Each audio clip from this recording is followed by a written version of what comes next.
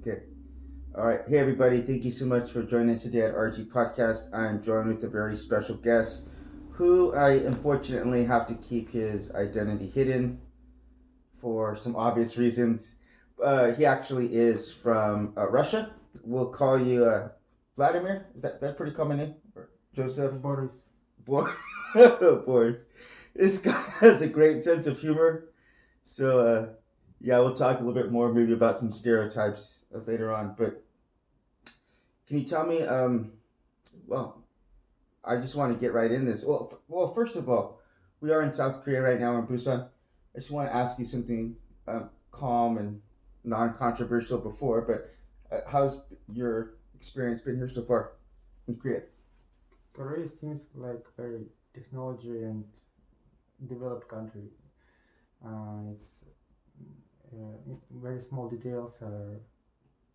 Uh, they think about every small details. You couldn't probably find a place which is abundant, and but also prices are also quite. It's first country Right. prices. How about the people, your interactions with the people? I have not so much interactions, but I think Koreans are generally shy and calm. But I think if you can find a way to them, they're really nice people. They're really nice. So we are in Busan right now. You've been staying with me for the last week. So, first and foremost, you want to tell people how we met? That's a pretty good starter. I just sent you a Couchsurf request. Yeah. When I was in Seoul, I guess, and you responded. I think you're in the Philippines at that point.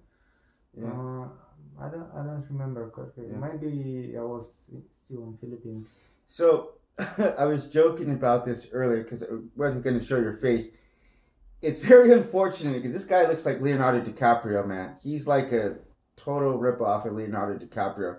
He's really handsome. Very unfortunate we have to cover your face. You know you're a handsome guy. But I do want to say that can you just say something very briefly in Russian? Just so you know, we got an actual Russian here. Just introduce yourself, say hello. You like borscht? На здоровье борщ. Матрешка, балалайка, бабушка. This guy's so Russian. We're making borscht now for the second time, and I've been eating borscht for the last 4 days now, and so he had to make me another batch before he left. So he's definitely Russian. We obviously want to cover his face to shield his identity as we talk about his story in escaping from Russia. That is really, man, I hear your story and I think sometimes like my life isn't, so right. And I'm sure people in Ukraine is much worse, but you told me you had to leave within, what, 10 hours? It was, I think, September 21st. Putin announced starting of mobilization, so I decided that it's too much risk, and I searched for tickets to I was living not really far from Kazakhstan, so I found a bus. Which started same evening, and just packed all my stuff, and not all my stuff, but just like most necessary stuff, and just go. I for the life of me, it's hard for me to imagine that. I think in the pandemic with Corona, what happened, COVID-19 in 2020, that turned people's lives just totally upside down, in so many different ways. I mean, yeah, it really, really rocked my world. And I heard this really good quote from a song. It says, it says like the sunlight, it hides the illusion. Like the sunlight is coming up and hides the illusion that tomorrow will be like yesterday. It means like things are always changing, and we sometimes, we believe that because situations are like this right now, they're going to be like that in the future. And for you, especially the people in Ukraine, I mean, I think your situation is bad, but the people in the Ukraine have had it much worse. Um, because we have interviewed people from Ukraine, and so what is that journey like to just find out, and what was going through your mind at the time? Mm, it was not so dramatic. Well, I just worried, will they let me go on a border? Because I searched also in internet when officially mobilization started. Mm-hmm. It's written there that all men should not leave their regions like that, or should not leave even country.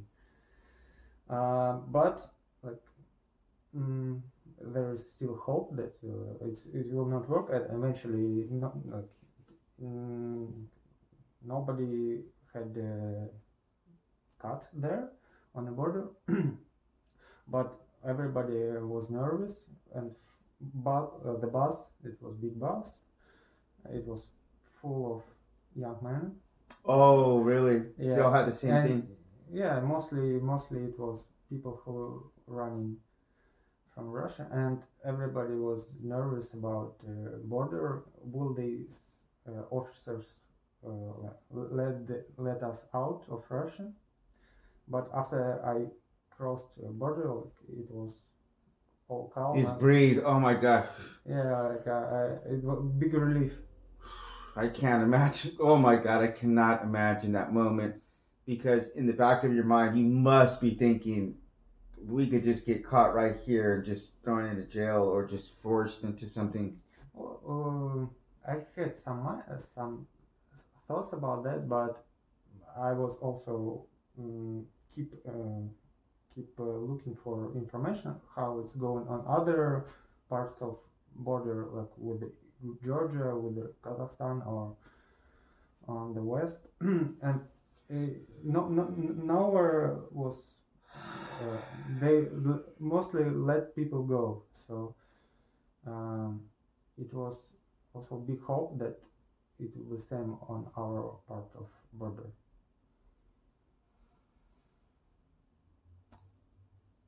Have you ever heard of a book called The Kite Runner? No.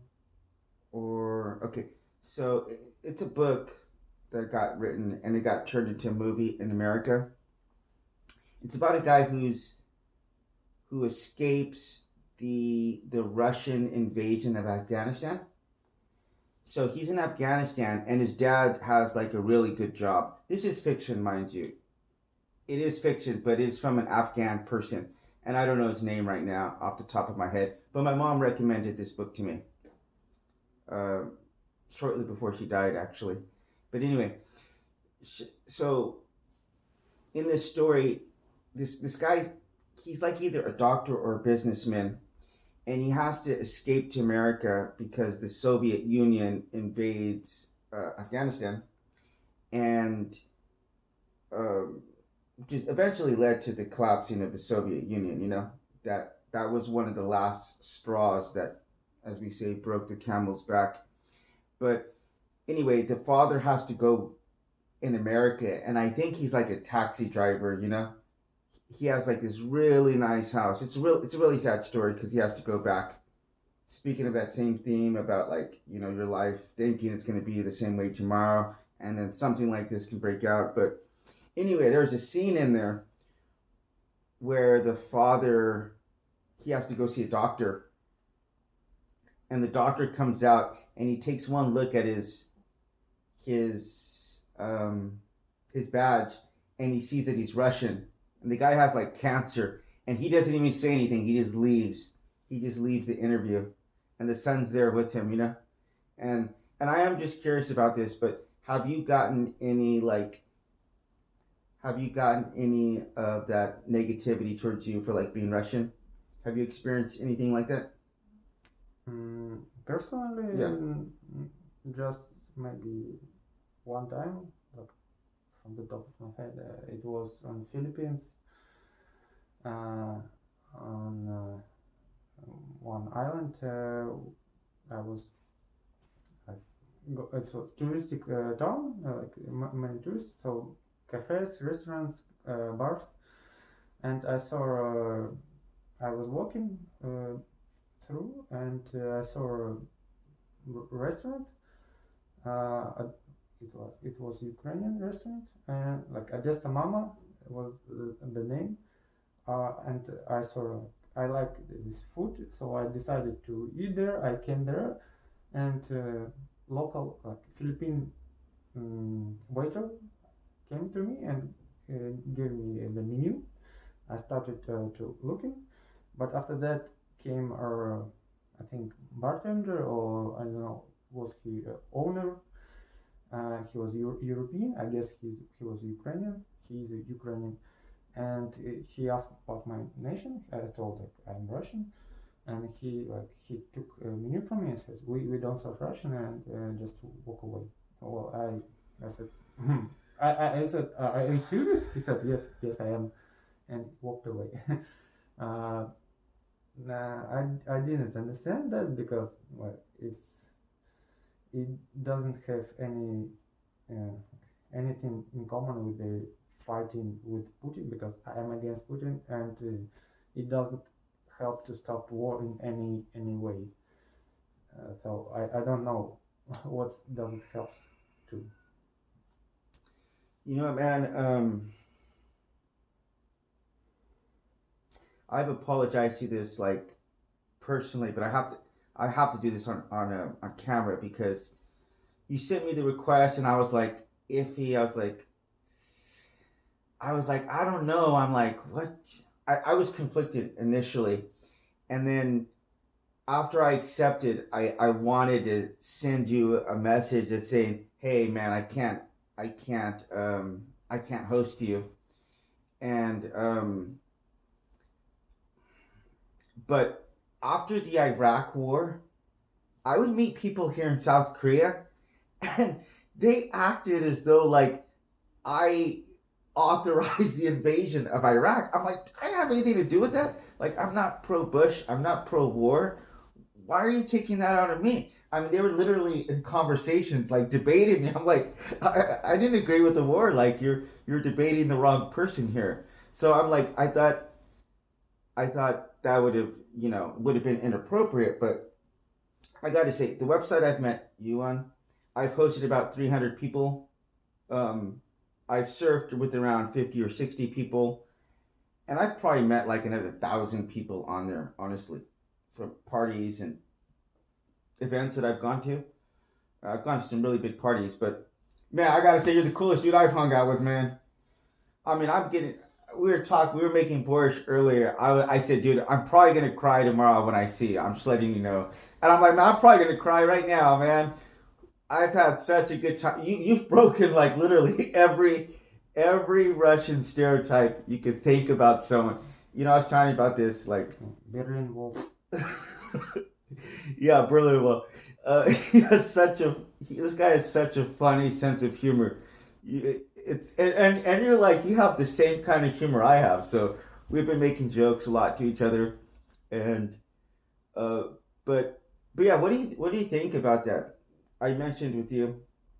This is now in my third book about like some of the stereotypes that we have, and but you told me you thought maybe some of those stereotypes are accurate, like about Russian people, like maybe being a little stoic or a little like confrontational, or when we see them in movies in America, they're always either two people, either Gangster.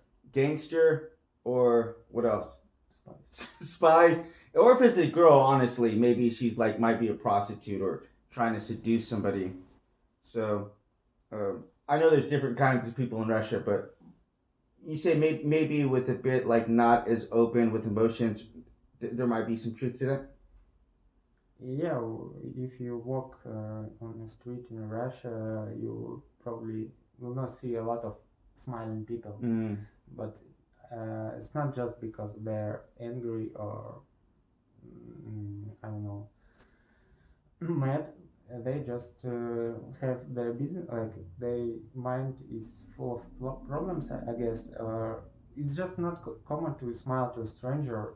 Well, not ever. Like you can see there are people. I have some uh, who just smile always. I don't know how they can do it. I can't, because for me it's a lot of Muscles. yeah, Mm. a lot of work for my muscles. I prefer like to keep them relaxed. Relax. Yes. You So take Botox. I Botox. neither smile nor angry. I just natural, relaxed. That's it.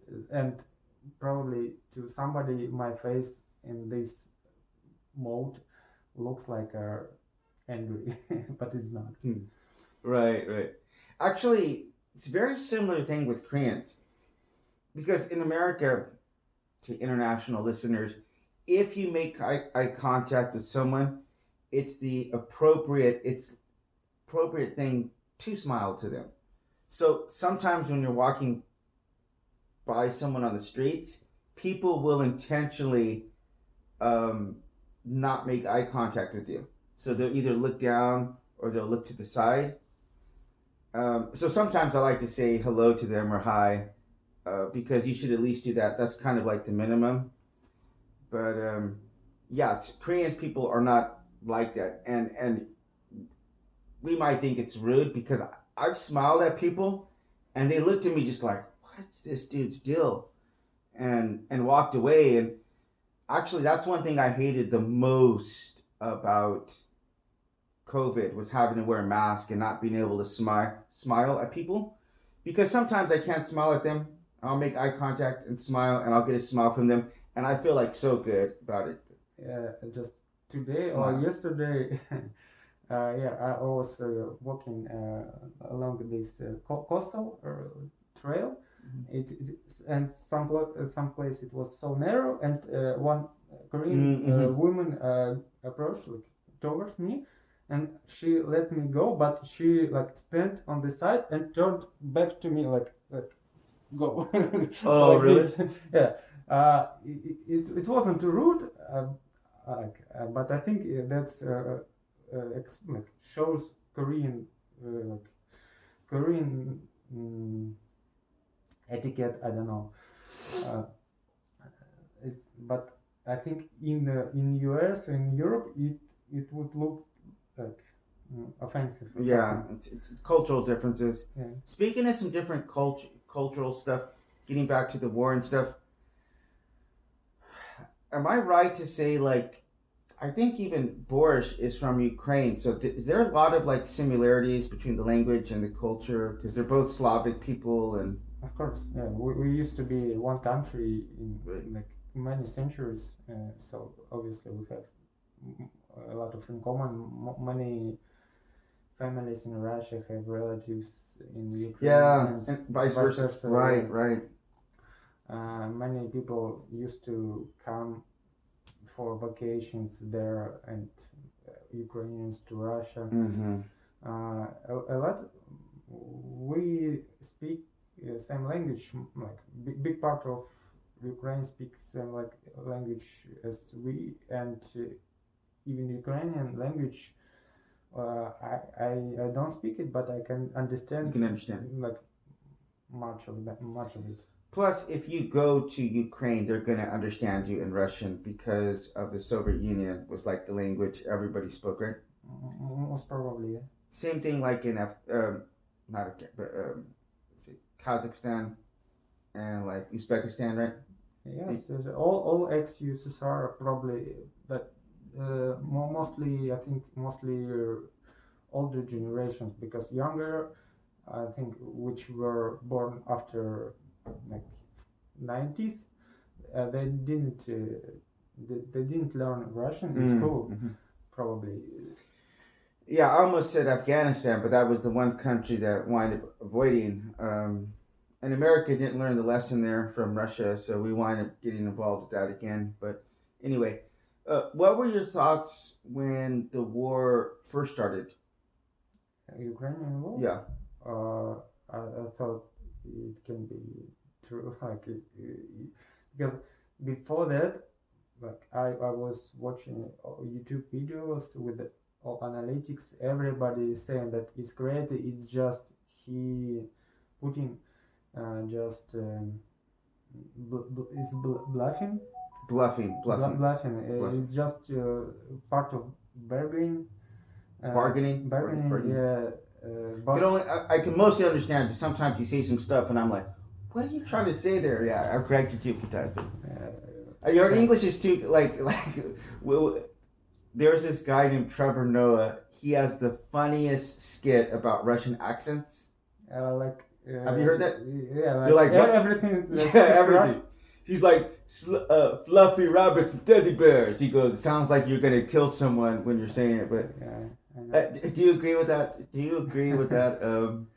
Well, since we have this impression in Hollywood movies that we are either gangsters or spies, so and in all the movies they all speak very hard.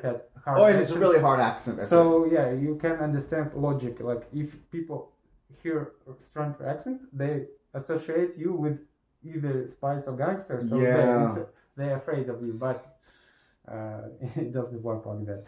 And the other thing too is that we get the accent from Ivan Drago, because American hero beat Soviet hero Ivan Drago. But you told me he wasn't even from Russia, right? And actor? Yeah. Actor, what's his name? Dolph Lundgren. He's clearly not from. Is he Sweden or? I think he's Norway or Sweden, one of those two. Danish. Danish? Is he Danish? He's actually like a physicist too. Did you know that? Yeah. This dude's really smart. But okay, so are you communicating much with people who are back there in Russia right now? Just a couple of my friends and my parents. Well, I'm not I wasn't communicating much before. Like I'm not. I'm more like. Well, because you're Russian. Russian. Don't introvert. I'm an introvert person. Yeah. I just kept all communication that I had before. That's all. Okay, that's bad. Whenever your communication levels don't change in the middle of a war, that you got a problem there, man. You got to start get more social. No, but seriously, this guy is like. I'm probably gonna cry at the end of this, man, because he's making me this borscht, and it took what does that take, 2 or 3 hours to make, man? He was cooking all day. I thought it was gonna be like you could make it in 30 minutes or something, but no, it's like. Yeah, you should maybe should look for mixture like a pancakes mixture, but it's not easy to work. Yeah, it's a lot of work. But are you? I'm pretty sure you want to go back to Russia, right? At some point. Yeah, I kind of miss my home, my friends, and my city. And vodka. Vodka. This guy doesn't drink. I said that you couldn't defy the stereotypes anymore. This guy doesn't drink vodka. He looks like Leonardo DiCaprio. I thought you looked more like. I thought you looked. Man, I really wish I could show this guy's face, but I think you look more like Gavin Rossdale, okay, of Bush, or who is the other guy? Oh yeah, Jude Law. So try to find a mix between Jude Law, Leonardo DiCaprio, and Gavin Rossdale of Bush, and you'll get this guy right here. But so anyway, this is. I don't know. How does this make you feel about being a human? And the direction that we're going as humanity. Because you may think we're and especially to happen when a virus is going around to different countries. That to me is the biggest slap in the face. That the last 2 Winter Olympics, Putin, or 2 out of the last 3, because the last Olympics was here in South Korea. But in Sochi, he used it to take Crimea. Did I say that right? Crimea. Yes. Is that right? How do I say it? Well, in Russian it's Krim. Krim. Krim in English, yeah, Crimea. So, I mean, this is like, so he used the Sochi Olympics, and then he used the Olympics in China, and so this is like it's already bad enough.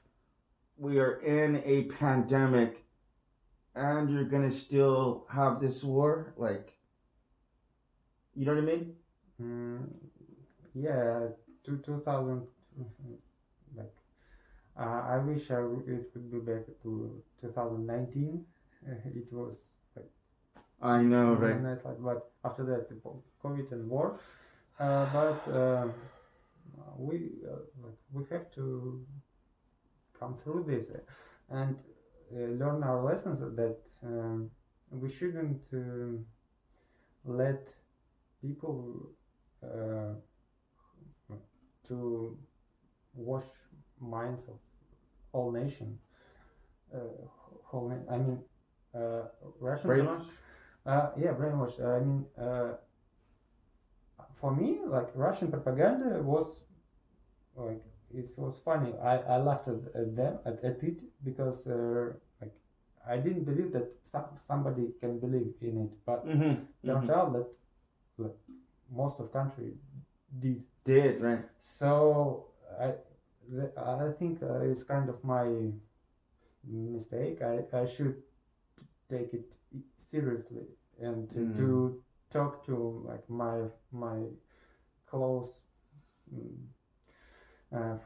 close persons that to not believe it, to like to think with their own head and they don't trust it, to get information from alternative sources from internet, and if we like as in, like all countries nation we would be more responsible for this, probably war couldn't be possible even started, or if it would started people would go out to the streets to protest and it would be over quickly.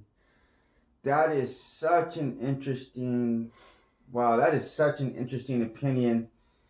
And I've been to North Korea twice. I got to go to North Korea about around 14 years ago, and they are a reminder of what Russia used to be like under communism.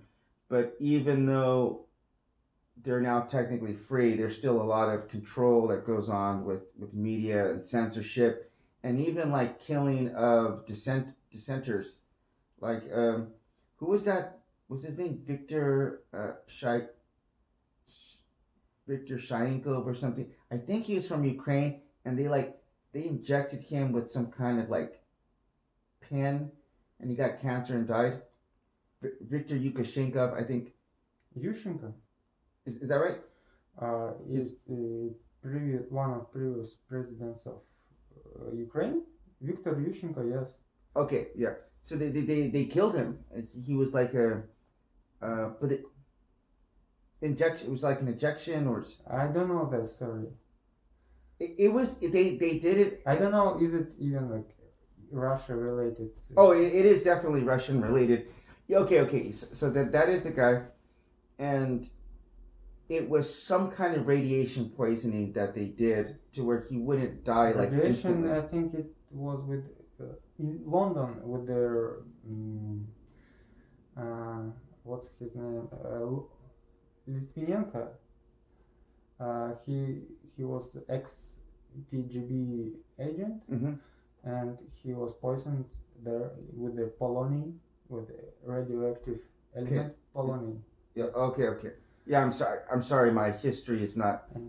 Oh yeah. Okay. We gotta check this out real quick.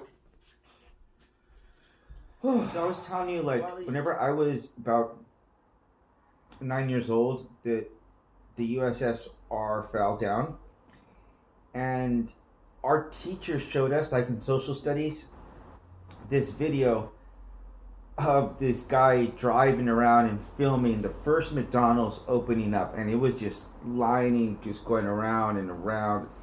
He literally drives around for 2 minutes, and you're like, there's no way this line could be this long.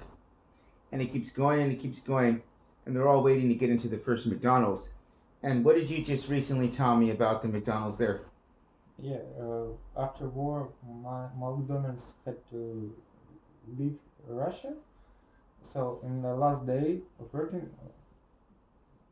big line, not as big as it was in 90s, but also quite big.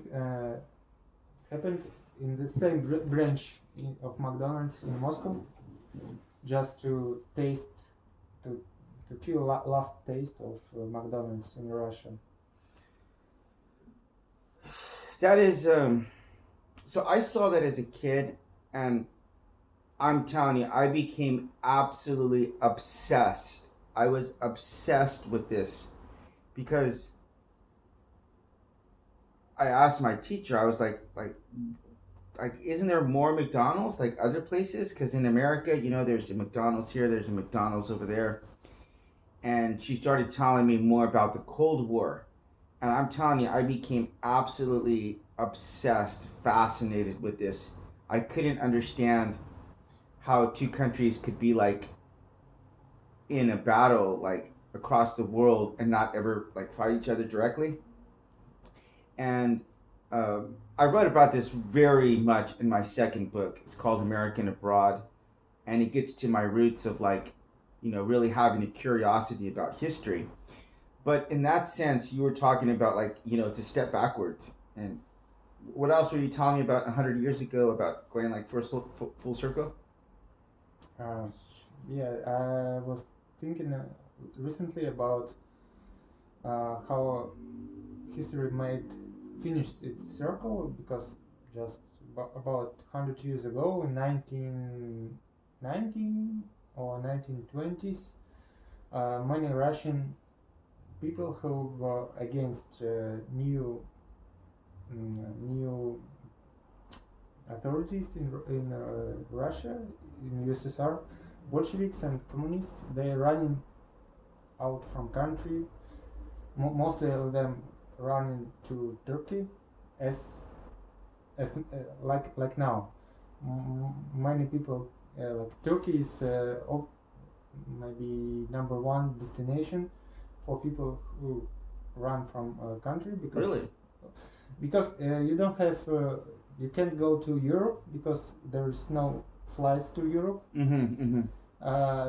And you don't want to go to, I don't know, where would you Right. go, to China or to Afghanistan, Iran.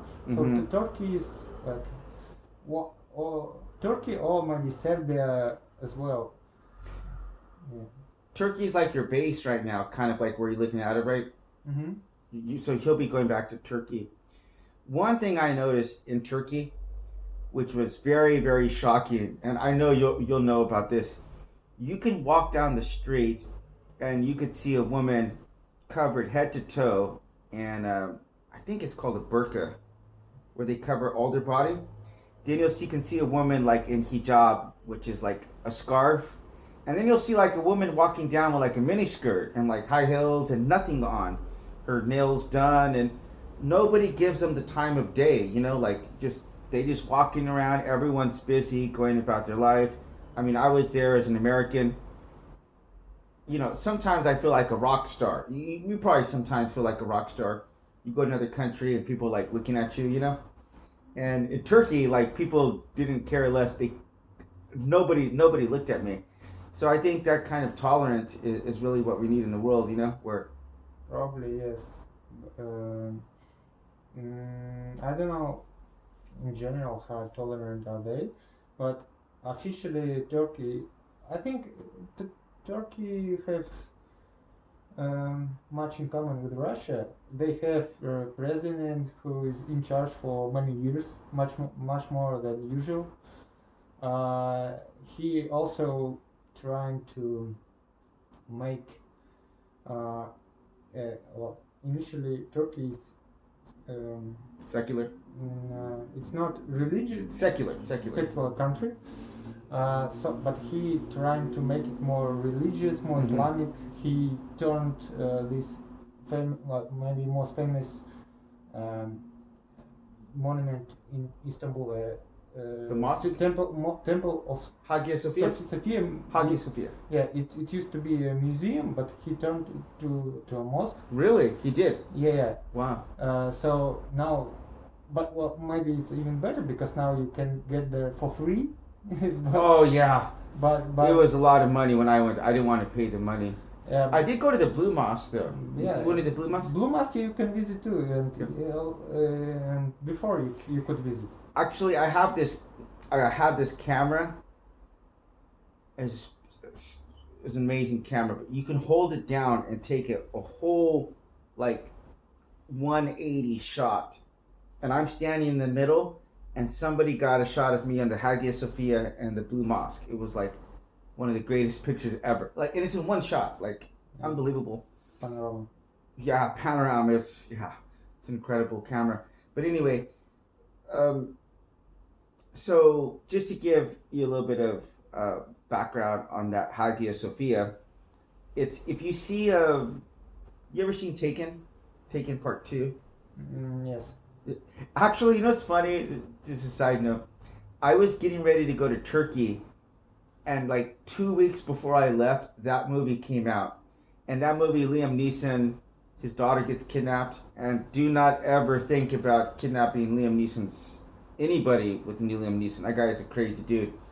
But anyway, apparently those terrorists didn't get the notice of that, and they kidnap his daughter, and he has to, get him out, and he winds up blowing up some mosques and stuff. But, uh, anyway, I was really scared before I was going there, and I talked to somebody in Turkey, and I'm like, man, I think I'm gonna get kidnapped or something. And the guy's like, dude, that's like just Hollywood, man. He's like these people are really open.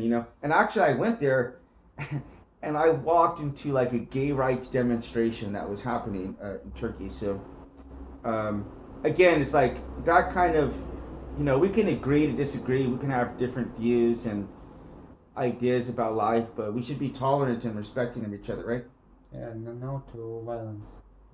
No to violence. Can you tell me a little bit as we wrap up? Can you tell me a little bit about the travel that you told me you went on, and about how? What exactly? Yeah, well, tell me what did you do? Where did you do? And you wanted getting some interviewed about it? Well, I had a big journey. Like 8 years ago, I started from a country and made around the world trip, mostly by hitchhiking. So when I came back to home, eventually one journalist got that, noticed that, and he took one interview from me for local newspaper. And after that, I guess his colleagues from other media noticed that, and also wanted to took interview from me just for radio or local TV channels. So just for maybe 1 month, I was like superstar. No, not superstar. Just I had like 5 or maybe 8 interviews. Wow.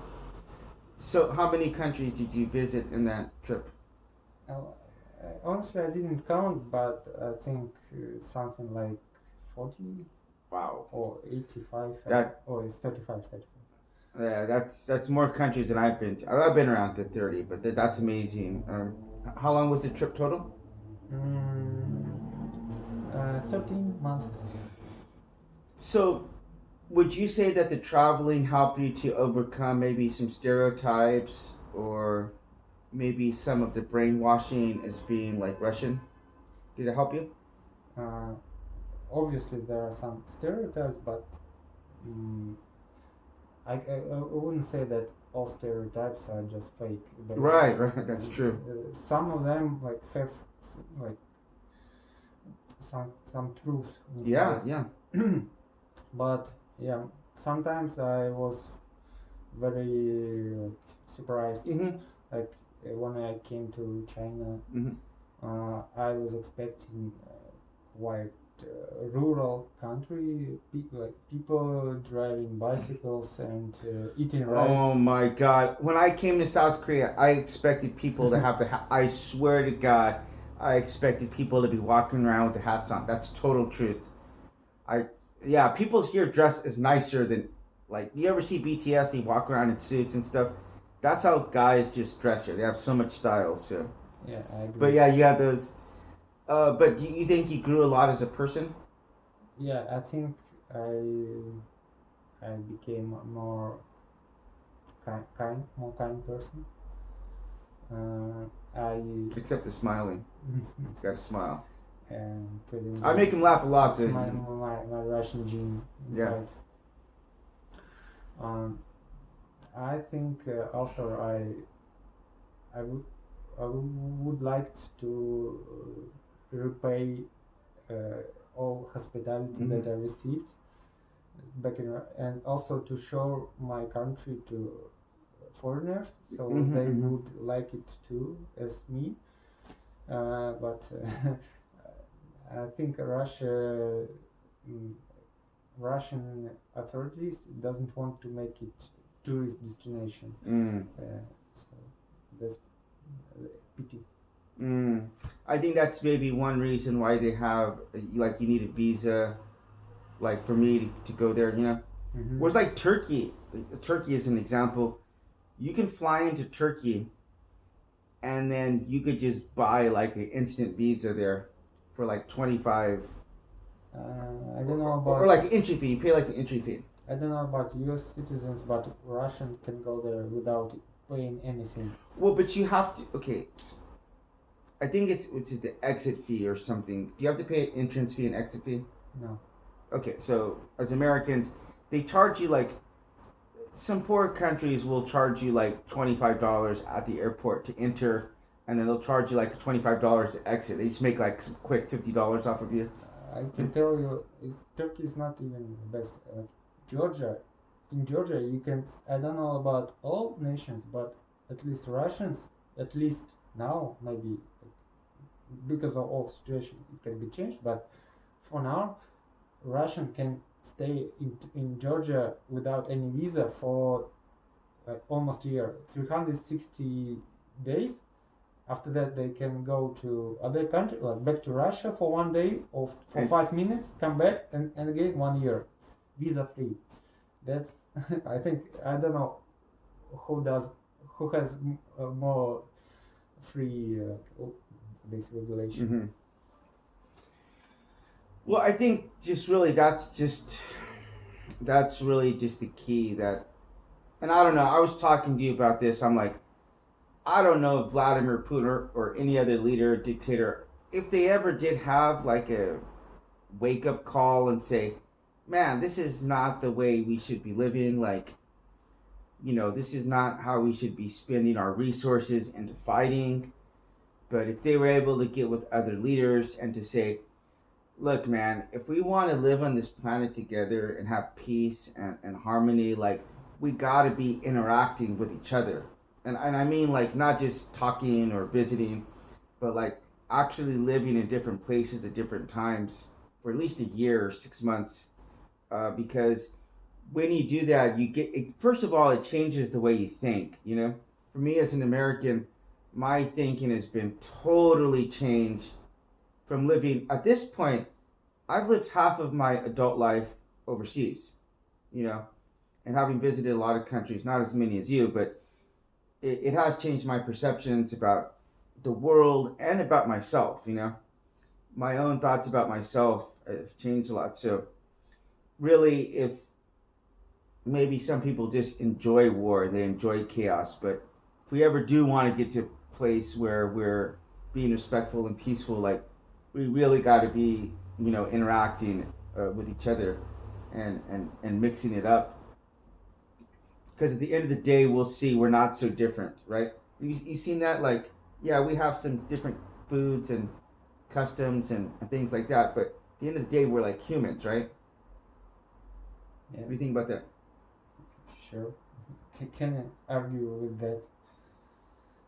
So, mm, what can I say?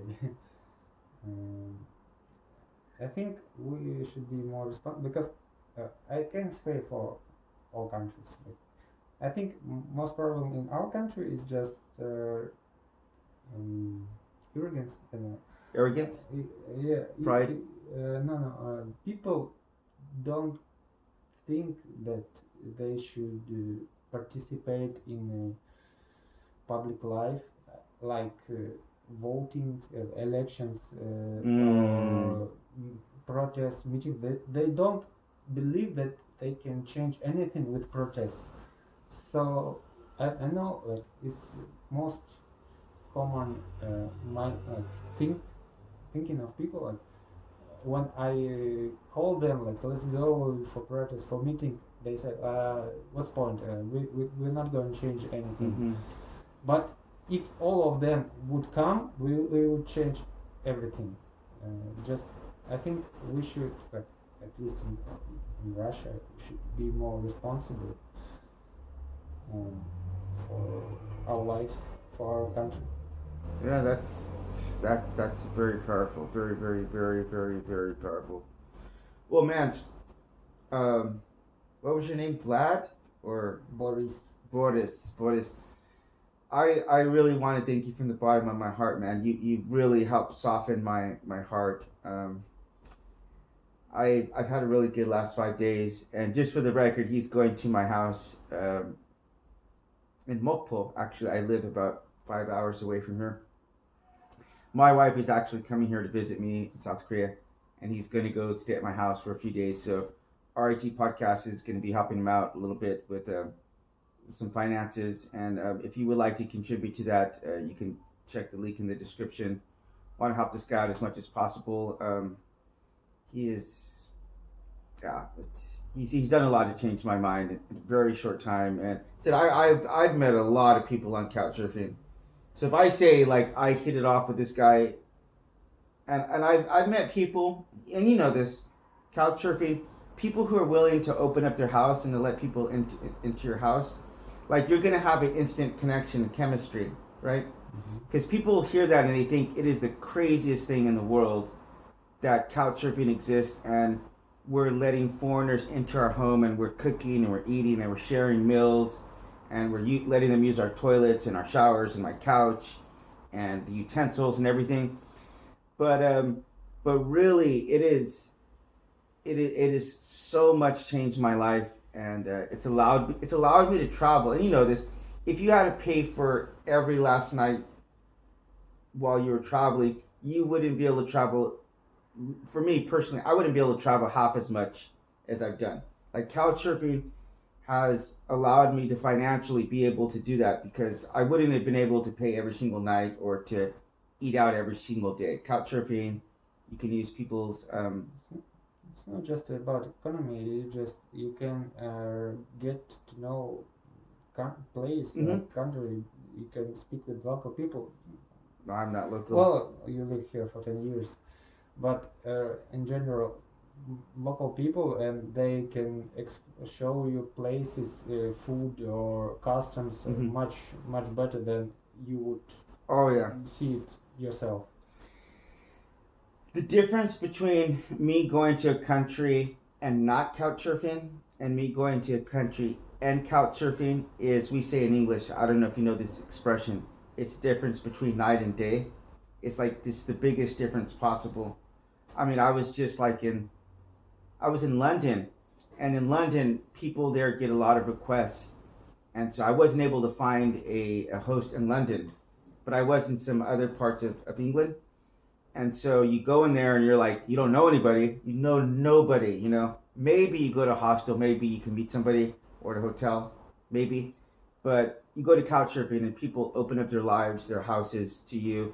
And yeah, as you said, it is about saving money, but it is more, so much more from getting to meet people and the local customs and culture and food. It just opens up a world of opportunity for you. So website is www.couchsurfing.com. Check it out, man. It is really great. And before we end off, you told me a really good Russian joke the other day. You mind sharing that with me? But Russians, Yeah. uh, how they Oh, fast? yeah, they're really fast. Why are they so fast? Why they fast? Because they're always Russian. I actually told him that joke. So, was it funny or? Yeah, it was funny. Yeah, Yeah. I just didn't get it. You didn't get it first class, but when you explained me, Okay. it's good. Yeah. So yeah, thank you for joining us today. I can cut it out. Thank you for joining me. Thank you for joining us today, Vlad. That was really informative. And check us out at Thank you, John. John. Check us out, Diesel. This is Diesel here. Check us out at rhepodcast.com or Facebook, Instagram, Twitter, anywhere else you can find us online at Spotify, places like that. Look us up, and if you're not subscribed, please please be sure to do so. And yeah, if you can, please share this and just give a little bit of insight of what's going on in the world. Not all Russians are bad or violent or want to fight. Plenty of people are peaceful and want to escape and are against this war right now. So thank you so much, and we look forward to seeing you back again. Goodbye. Right.